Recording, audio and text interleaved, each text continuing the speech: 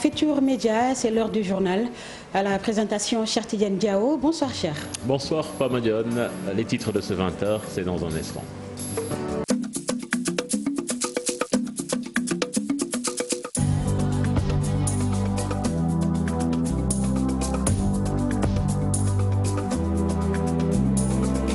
Bonsoir à toutes et à tous. La colère monte à Pikine, Guinaw Rail après les inondations suite aux fortes précipitations de ce vendredi. Les jeunes ont barré la route nationale en guise de protestation contre les travaux de l'APIX et du TER. Le collectif Onde Defarat Chambre de commerce exige le départ du président de la structure qui, selon ses membres, est dans l'illégalité. Le président Abdoulaye Sow, selon ses détracteurs, a fini son mandat depuis 5 ans. L'affaire des jeunes arrêtés à Tauben, les 21 prévenus ont tous obtenu une liberté provisoire. Le délibéré est fixé au 26 août prochain. Et puis au Mali, le M5 a manifesté cet après-midi à Bamako pour fêter ce qu'il qualifie de victoire du peuple malien. Ses membres donc, ont manifesté également leur soutien à l'armée malienne. Le CNSP a participé à la manifestation. Voilà le sommaire de ce 20h. Tout de suite le développement.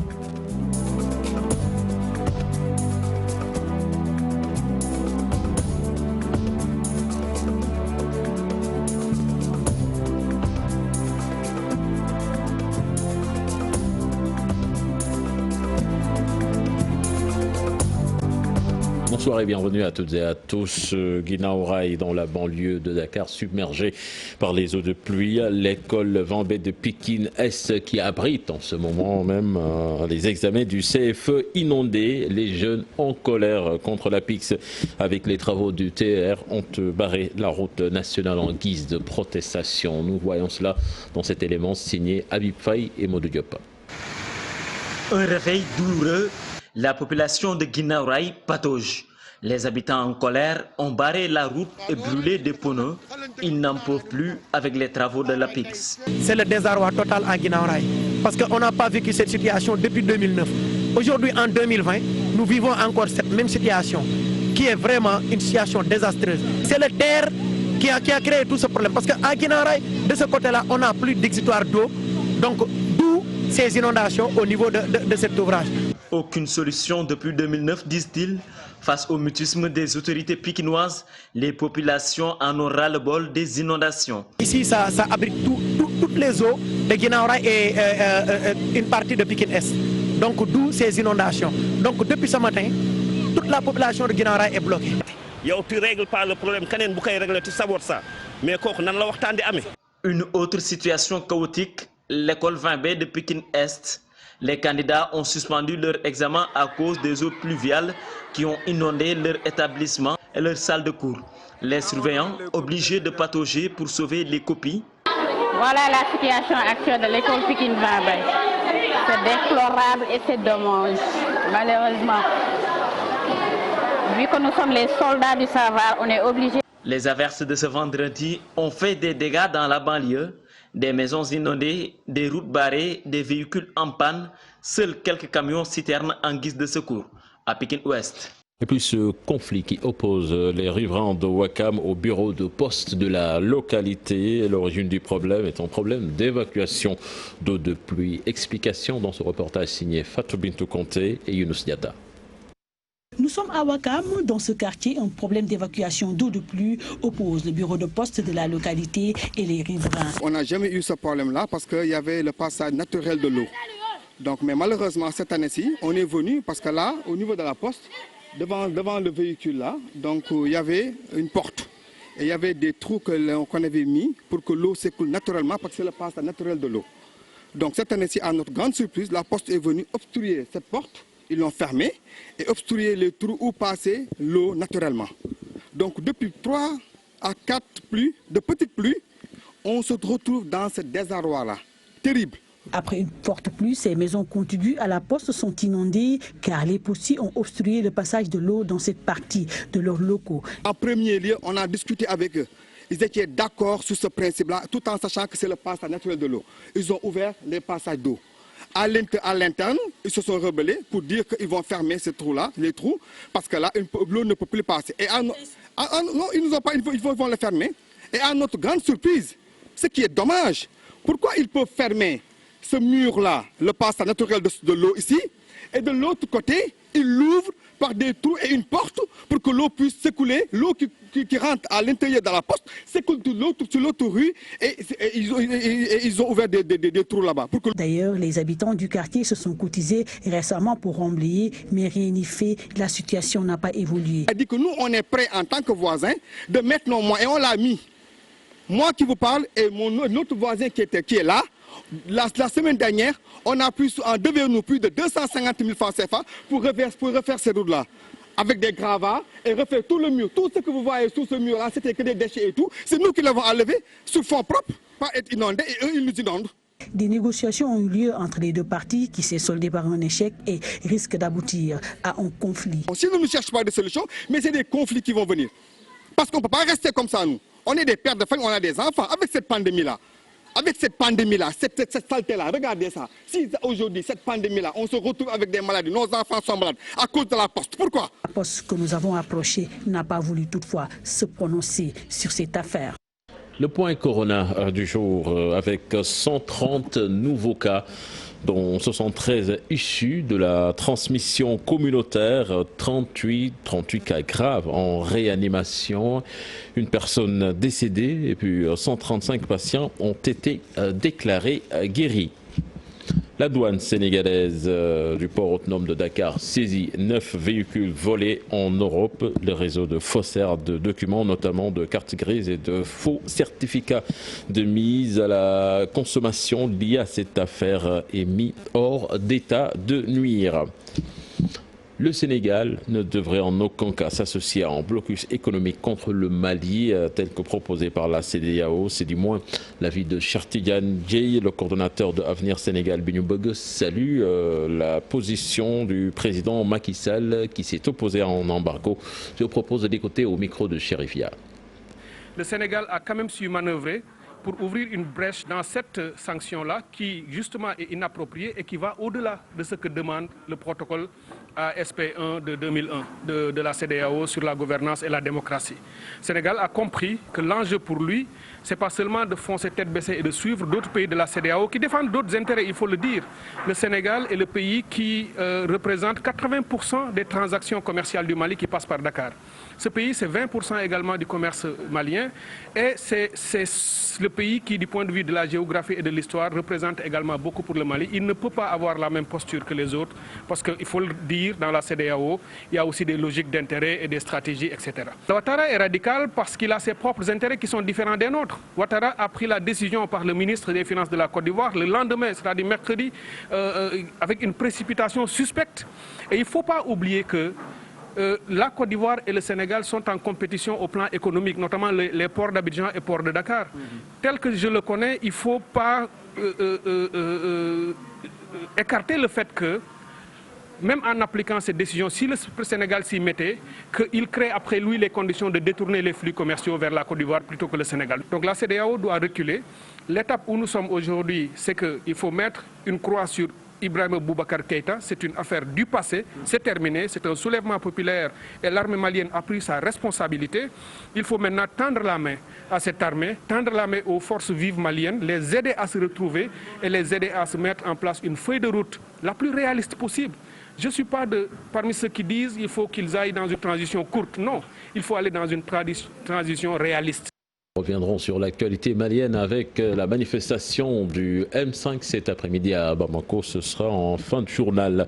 Le protocole de l'Elysée, c'est le nouvel ouvrage de Thierno Alassane Sall, une publication de 500 pages où l'auteur dénonce la gestion des hydrocarbures par le régime de Macky Sall. On voit cela dans cet élément signé Modoufal.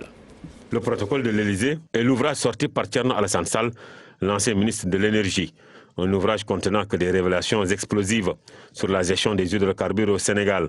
Il apporte des éclairages sur les faits et pratiques qui l'ont poussé à tourner le dos à Macky Sall.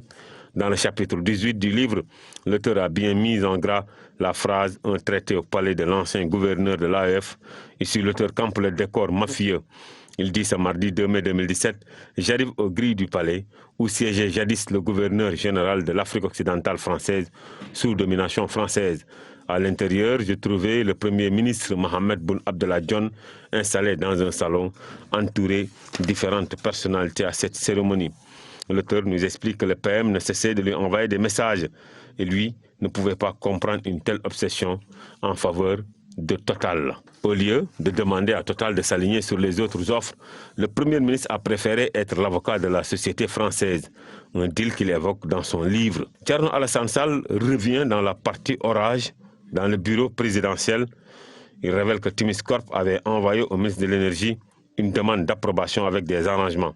Mais Thierno Alassane Sall ne parle pas que de Petro-Tim et de Total. L'ancien ministre de l'Énergie dissèque aussi la déprédation foncière, notamment sous Wade avec l'occupation de la bande verte. Ce livre de 500 pages, paru aux éditions Fauve, est aussi un tas d'anecdotes sur son engagement politique.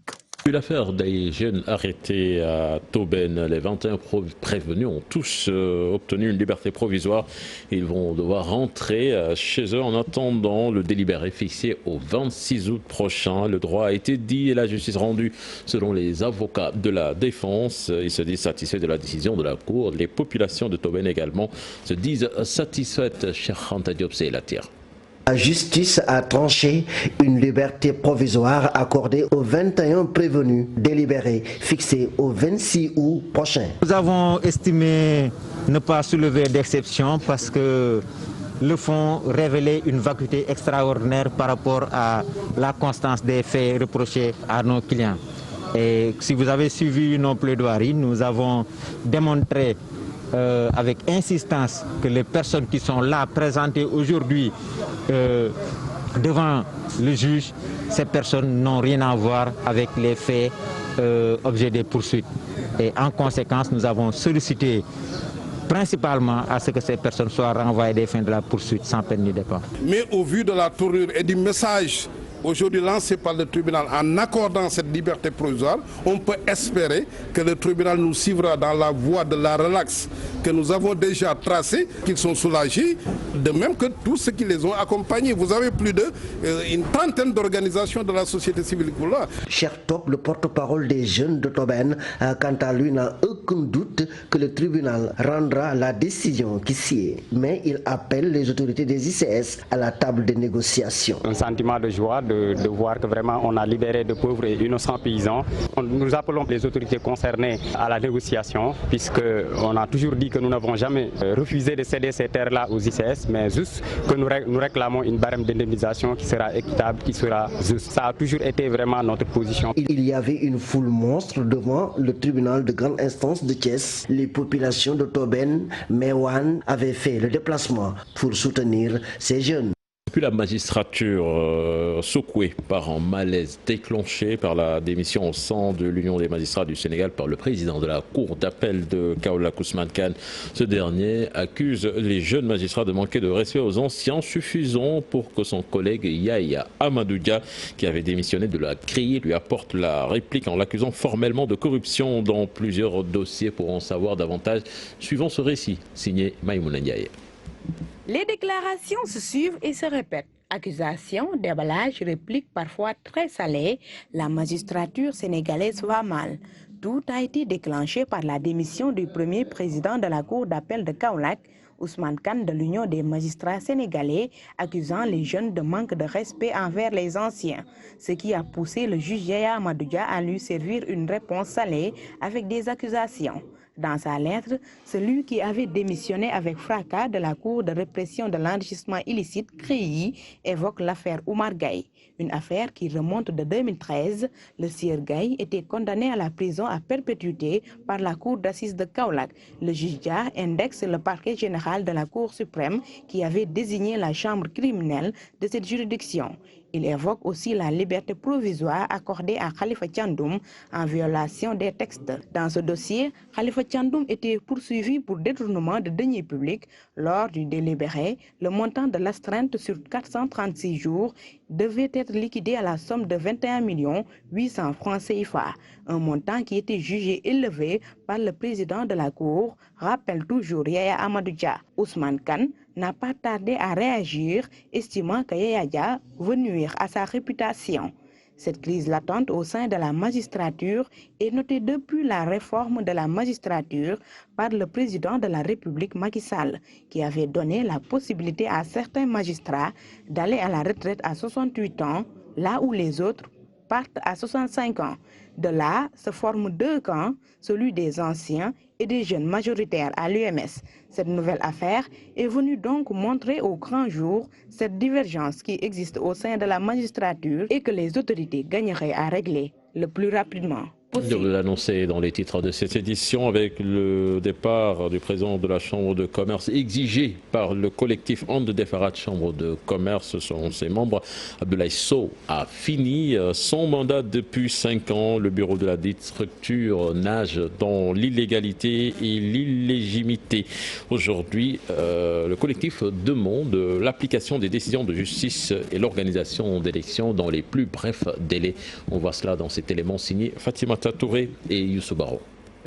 La Chambre de commerce de Dakar fonctionne dans l'illégalité. C'est la conviction de la coalition And Defarat Chambre de commerce. Aujourd'hui, le départ du président de la dite structure, Abdoulaye Sow, est plus qu'urgente. Comme demandé pour avoir fini son mandat depuis 5 ans, le collectif demande l'application des décisions de justice. M. Ousmane Baye, directeur du commerce intérieur, est en train quand même de manière très grave d'induire en erreur tout un gouvernement. Aujourd'hui, le mandat des membres de la Chambre, des élus de la Chambre de commerce, ne devait pas dépasser 5 ans. Les 5 ans sont épuisés 2010-2015. 2015-2016, le ministre a prorogé par arrêté d'une année. Il avait la possibilité de le faire. 2016-2017, le président a prorogé d'une autre année supplémentaire, ce qui fait qu'aujourd'hui, de 2010 à 2017, le mandat des élus de la Chambre de commerce est épuisé totalement. Tous les membres de la Chambre de commerce nagent dans une illégalité, dans une illégitimité totale. L'organisation d'élections libres et transparentes reste une exigence pour la coalition. Nous sommes très déçus du comportement de Madame la ministre du Commerce, qu'on ne sent pas. Madame le ministre du Commerce qui a opté de se comporter comme une statue, qui a opté de se comporter comme une momie. Et nous sommes vraiment déçus de son comportement. Elle a opté de se mettre dans son coin, qu'elle y reste. Par ailleurs, le mutisme des autorités compétentes, en l'occurrence le ministre du Commerce, est déploré. Ce que nous nous demandons, c'est que des élections transparentes puissent se faire. Et à ce qu'on puisse élire d'autres personnes qui pourront peut-être diriger la Chambre, premièrement. Parce que c'est ça que nous voulons. Nous ne voulons pas rester à la Chambre éternellement. Nous avons pris de l'âge. Il y a les jeunes qui doivent venir. Il y a les jeunes qui ont des sociétés et qui doivent quand même venir pouvoir prendre des responsables de la Chambre. Mais comme ce n'est pas des gens qui sont restés à la Chambre 30 ans, 40 ans à la Chambre, je crois que ça, ce n'est pas normal. Réunis au sein d'un même collectif avec les mêmes objectifs, ils sont plus que jamais déterminés à mener le combat. Le départ du président de la Chambre de commerce n'est point négociable. Et puis à Fatick, l'agence informatique de l'État va installer plusieurs points Wi-Fi dans la commune. C'est une convention qui a été signée ce jeudi entre la ville de Fatick et l'ADIE. Et cela entre dans le cadre du projet Smart Sénégal, une maison du citoyen pour mettre fin à l'enclavement numérique. On voit cela dans cet élément signé depuis Fatick, Aminata Goudiaby et Abdou Karim Bey. Le projet Smart Sénégal, déroulé par l'agence informatique de l'État, consacre une part importante aux collectivités territoriales. Une convention a été signée à cet effet avec la commune de Fatick. Et il est question d'installer des points Wi-Fi dans plusieurs endroits de la ville. Pour l'essentiel, surtout les populations de Fatick, il faut comprendre que dans cette convention, les engagements de l'ADIE, déjà la construction est bien avancée de la maison du citoyen, mettre en place l'infrastructure technologique nécessaire, réseau fibre optique, mettre à disposition des espaces conviviaux pour les citoyens, il en a parlé tout à l'heure, multiplier les points où il y aura les Wi-Fi. D'ailleurs, nous avons engagé la transformation de notre corniche, les berges du Sud. On va faire le reboisement le 27. Les braves dames, je les ai vues hier en train de nettoyer les lieux. Et nous en ferons en tout cas une corniche, un moment, un lieu très convivial où les Fatiguois peuvent se rencontrer pour décompresser aussi, assurer aussi une bonne qualité de service, réduire le délai de traitement des services. C'est ça le temps qu'il faut gagner si on digitalise. Cette maison du citoyen, justement, est construite près de la mairie de Fatick. Le directeur général de l'agence informatique de l'État l'a visité ce jeudi et son objectif est de mettre fin à l'enclavement numérique dans tout le pays. Cette maison sera vraiment un guichet unique pour l'administration sénégalaise. Et la maison aujourd'hui, qui est presque à plus de 90% en termes de réalisation, va pouvoir accueillir dès le début de l'année 2021 les premiers usagers qui pourront venir avoir des actes administratifs dans un délai record. La digitalisation de l'administration puisse s'accélérer et je pense que la maison du citoyen aujourd'hui va constituer un instrument extrêmement déterminant, un catalyseur. Des maisons du citoyen seront construites dans les 45 départements du Sénégal. D'ailleurs, une trentaine a été déjà livrée. Et puis un recensement exhaustif des Sénégalais de l'extérieur, c'est le vœu du président de la République Macky Sall. Le secrétaire d'État en charge des Sénégalais de l'extérieur salue l'initiative et déroule sa feuille de route pour ce recensement. Moïse Sarr en parle au micro d'Aminata Baresso. Donc il était grand temps que le chef de l'État, d'autant plus qu'on sort du force Covid Diaspora, où en un mois, 12 jours, nous avons, via notre plateforme dédiée, enrôlé 200 141 compatriotes établis dans 142 pays et à qui, naturellement, le chef de l'État a octroyé une aide en ce qui concerne les ayants droit. Donc, continuer dans cette dynamique, dans le cadre de la relance, avec un recensement où nous allons naturellement faire l'inventaire de l'existant. Les fichiers qui existent au niveau de nos consulats, à travers les cartes consulaires. Les fichiers aussi, peut-être même le fichier peut-être électoral, où lors des dernières élections dernières, nous avons 310 000 compatriotes qui sont inscrits sur ce fichier. Nous avons aussi peut-être le fichier de l'état civil, ou bien le fichier effectivement des passeports. Nous allons, avec la collaboration de tout le monde, sans pour autant occulter les associations, les daïras, qui disposent aussi des fichiers. Et puis naufrage au large de la Libye, l'Organisation internationale pour les migrants a appelé les États à agir d'urgence pour secourir les migrants et réfugiés en mer Méditerranée après un nouveau naufrage meurtrier. Au moins 45 migrants et réfugiés donc ont été tués le 17 août dernier. Le moteur de leur embarcation a explosé alors qu'ils se trouvaient au large de la ville libyenne côtière de Zouara. 37 survivants, principalement originaires du Sénégal, du Mali, du Tchad et du Ghana, ont été secourus par des pêcheurs locaux puis mis en détention après leur débarquement en Libye. Nous allons de ce pas au Mali pour y retrouver Lamine Sibi, journaliste de la RTFM. Lamine, vous êtes en ligne, bonsoir. Oui, bonsoir. Alors Lamine, le M5 a manifesté cet après-midi à Bamako et c'était aux côtés du CNSP qui a participé à la manifestation. Oui, exactement. Comme annoncé, le M5 RFP a tenu ce rassemblement aujourd'hui au boulevard de l'Indépendance, accompagné par la surprise générale, parce que nous allons dire un peu comme ça, ça avait déjà été annoncé que le Comité national pour le salut du peuple serait présent, mais bon, on attendait.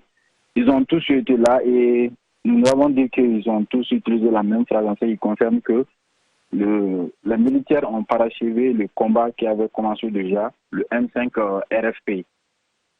Donc cela n'étonne pas trop beaucoup de personnes vu la situation actuelle dans laquelle nous nous trouvons. Mais juste ce que nous pouvons retenir de ce grand rassemblement, c'est que les Maliens sont sortis pour vraiment apporter leur soutien à ces militaires-là qui, à partir d'un coup de force, a abouti à la démission du président de la République le mardi passé. Et sur place, le M5 RFP a réitéré encore une fois de plus sa confiance, son accompagnement aux militaires et aussi demandé aux militaires d'ouvrir une enquête le plus vite que possible sur les tueries du 10, 11, 12 juillet et aussi arrêter les poursuites qu'avait déjà entamé l'ancien régime de Ibrahim Boubacar Keïta contre les ténèbres du mouvement M5 RFP et contre certains syndicalistes au niveau de la police et au niveau des transporteurs du Mali.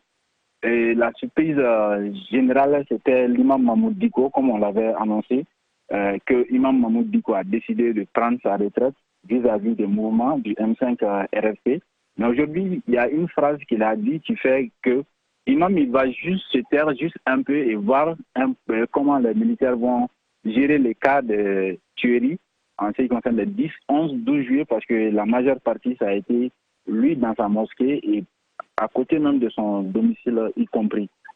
Donc, l'imam dit que si lui il arrête ce combat, c'est qu'il dit que demain, Dieu va lui demander réellement pourquoi les gens ont été tués pour lui et qu'il n'a rien dit.